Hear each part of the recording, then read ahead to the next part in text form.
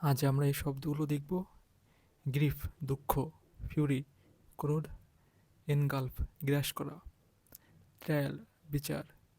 Spotlight মুখ্য আকর্ষণ, জেনোসিডাল গণহত্যামূলক,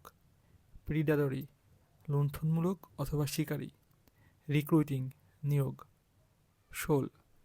মাছের ঝাঁক অথবা ভিড় মানুষ বা বস্তুর ক্ষেত্রে, অথবা বালুচর ডেমোস্ট্রেট প্রদর্শন।